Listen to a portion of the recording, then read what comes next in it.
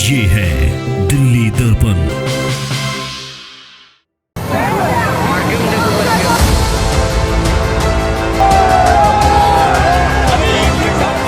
आज लोगों को जान को खतरे में डाल देने दर्शाता है कि सरकार किस तरह से लोगों को मारने के लिए खुला छोड़ रही है, अपराधियों के लिए रास्ता खोल रही है। ऑर्डर निकाल के जांच करा के अपराधियों को संदेश देना कि हम लोगों ने सुरक्षा वापस लिए और इसलिए मांग कर रहे हैं। पंजाब में पंजाबी सिंगर सिद्धू मूसेवाला हत्याकांड के बाद सियासी पारा काफ़ी बढ़ गया है। दिल्ली में बयानबाजी शुरू हो चुकी है। दिल्ली में अरविंद केजरीवाल के घर के बाहर सुबह कांग्रेस ने भी बड़ा प्रदर्शन किया और बीजेपी भी काफ़ी आरोप आम आदमी पार्टी और पंजाब सरकार पे लगा रही है। इस पर पूरी बातचीत के लिए मेरे साथ वरिष्ठ पत्रकार राजेंद्र स्वामी जी हैं। उनसे बातचीत करते हैं कि किस किस तरीके का आरोप बीजेपी लगा रही है, कांग्रेस प्रदर्शन कर रही है और क्या मुकदमा हो सकता है और इसको दिल्ली की राजनीति से किस तरीके से जोड़कर देखा जा रहा है। आपका बहुत बहुत स्वागत है। और दिल्ली की राजनीति में अब देखा जाए कि सिद्धू मूसेवाला जैसे मर्डर हुआ, हत्याकांड हुई, तो दिल्ली के जो राजनेता है वो बहुत एक्टिव है और काफ़ी बयानबाजी कर भी रहे हैं।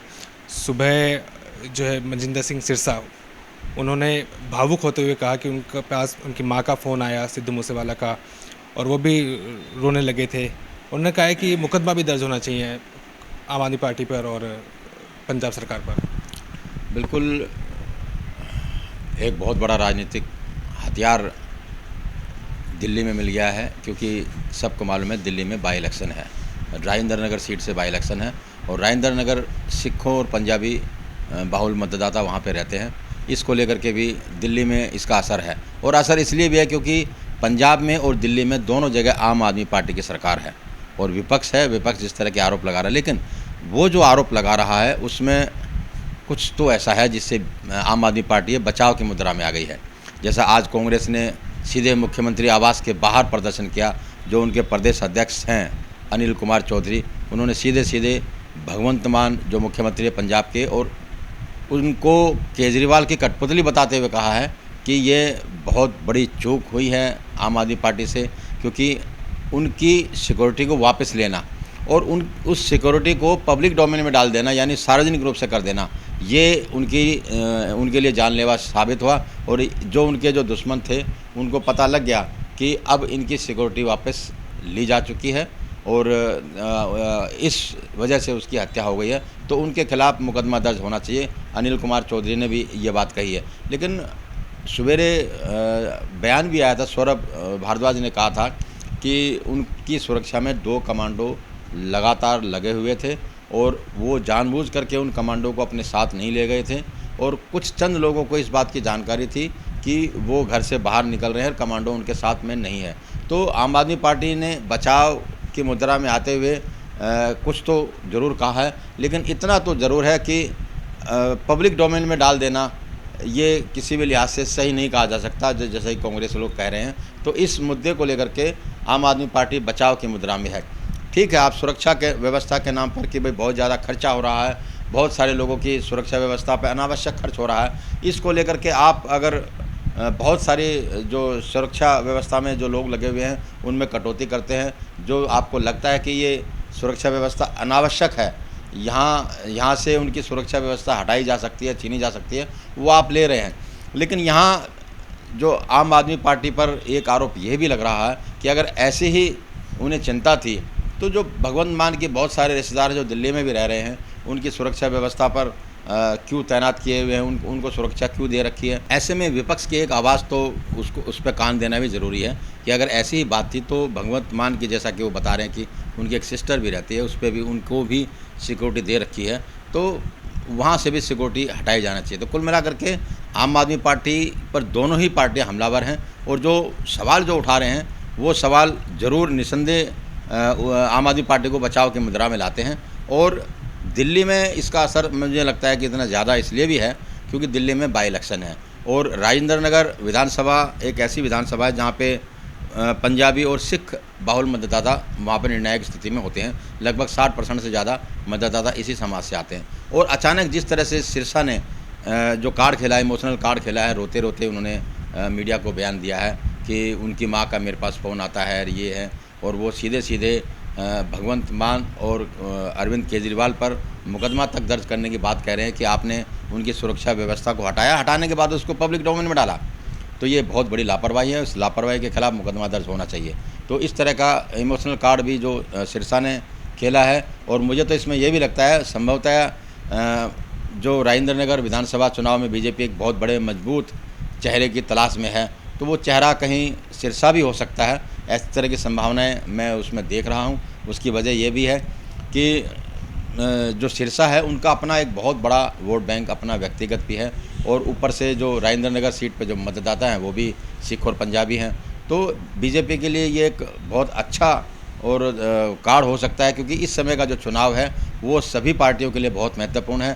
कांग्रेस के लिए इसलिए महत्वपूर्ण है कि अगर एक सीट से कहीं आ जाए, जिसकी संभावना फ़िलहाल तो मैं नहीं देखता हूँ, क्योंकि बहुत सारे जो उसके स्थानीय नेता हैं वो छोड़ के आम आदमी पार्टी का दामन थाम रहे हैं, लेकिन उसके बावजूद भी एक एंटी इनकम्बेंसी फैक्टर वहाँ पे काम कर रहा है। जैसे हमारी टीम भी वहाँ पे गई है, लोग बता रहे हैं कि पानी की बहुत बड़ी समस्या वहाँ पर है, तो ये एक बहुत बड़ा मुद्दा रहेगा। लेकिन उस मुद्दे के साथ साथ अगर ये मुद्दा वहाँ पे जुड़ता है तो निसंदेह बीजेपी के लिए ये फ़ायदेमंद साबित हो सकता है, और आम आदमी पार्टी के लिए ये आफत वाली बात हो सकती है, और उसको एक बचाव की मुद्रा में लाने वाली बात हो सकती है। हालांकि हो सकता है कि आने वाले टाइम में कहीं किसी थाने में इनके खिलाफ मुकदमा दर्ज करने की एप्लीकेशन भी जाए, और उस पर भी कुछ खबरें आए। तो जो अभी केवल 20-22 दिन बचे हैं, कुछ दिन बचे हैं चुनाव के अंदर, उस चुनाव से पहले मुझे नहीं लगता कि बीजेपी और कांग्रेस इस मुद्दे को आसानी से छोड़ने वाली है। एक लिंक भी बन रहा है अगर देखा जाए कि पंजाब में पहले चुनाव हुए, राजेंद्र नगर विधानसभा के जो विधायक थे उनको प्रभारी बनाया गया था, फिर उनको राज्यसभा में भेज दिया गया, और अब वहीं पर उसी विधानसभा में दोबारा बाई इलेक्शंस हैं, और खासा वहीं पर भी हत्याकांड भी हुआ सिद्धू मूसेवाला का। तो बहुत सारी चीज़ें राजेंद्र नगर विधानसभा और इसमें जुड़ रही हैं, पंजाब के इलेक्शंस मतलब साथ में जो हत्याकांड के बाद काफ़ी चीज़ें जुड़ रही हैं।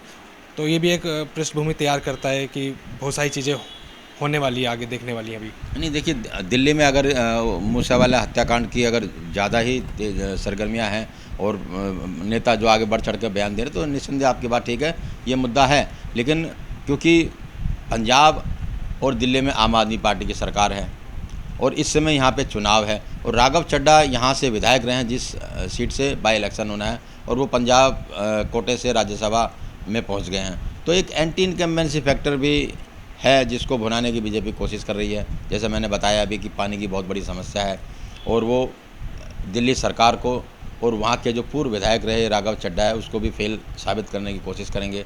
तो कई फैक्टर्स हैं, और अंदर आम आदमी पार्टी बहुत ज़्यादा काम कर रही है। डोर टू डोर कैंपेन उसने शुरू कर दिया है, लेकिन दोनों पार्टियों ने अभी तक अपने उम्मीदवारों के नाम तय नहीं करे हैं, और ये तक अंदाज़ा नहीं लगा पा रहे हैं लोग बाग कि बीजेपी से और कांग्रेस से कैंडिडेट कौन होंगे।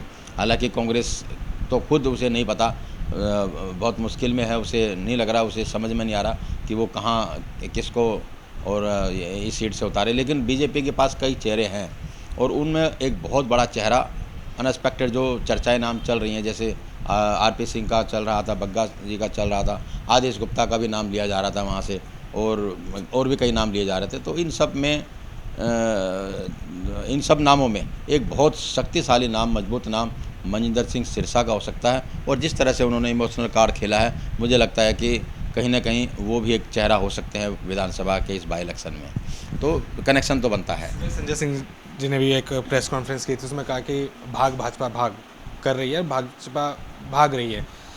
जब हम फील्ड में गए तो हमें लोगों ने कहा कि यहाँ के जो विधायक है वो खुद ही भाग गए यहाँ से, जिसकी वजह से चुनाव हो रहे हैं। थोड़ी नाराज़गी इस चीज़ को भी लेकर है कि यहाँ के जो विधायक थे वो राज्यसभा की तरफ चले गए, दौड़ गए, भाग गए, अब जिसकी वजह से काम भी वहाँ पे पूरा नहीं हुआ। पानी की समस्या कई लोगों क्षेत्र में अभी भी है, तो ये भाग फैक्टर तो दोनों फील्ड में पार्टियों में काम कर रहा है। हाँ, सही है। देखिए, चुनावी स्लोगन हैं, और इस तरह के अगर स्लोगन और ये सब चीज़ें नहीं होंगे, तंज नहीं होगा, व्यंग नहीं होगा, तो असर नहीं होगा। तो संजय सिंह ने बिल्कुल उनका इशारा ये था कि पहले नगर निगम चुनाव से बीजेपी भागी, और अब वो जिन नामों का पोस्टर दिखा करके कह रहे हैं कि ये चुनाव से क्यों भाग रहे हैं, और बाकायदा उन्हें खुली चुनौती दे रहे हैं, वो उसकी वजह साफ भी है कि वो आम आदमी पार्टी शायद खुद चाहती है कि आदेश गुप्ता यहाँ से चुनाव लड़ें। अगर वो चुनाव लड़ते हैं तो एक तीर से कई शिकार होते हैं, और राजनीतिक रूप से ये आम आदमी पार्टी के लिए भी मुफीद होगा। लेकिन अभी बीजेपी में इस तरह की कोई चर्चा नहीं। हम बड़े बड़े नेताओं से हमने बात की है कि यहाँ कैंडिडेट कौन हो सकता है, लेकिन वो तक इस बात को नहीं समझ पा रहे हैं कि पार्टी आखिर यहाँ से किसको मौका देने वाली है। तो ठीक है, राघव चड्ढा इसको भागना नहीं कह सकते।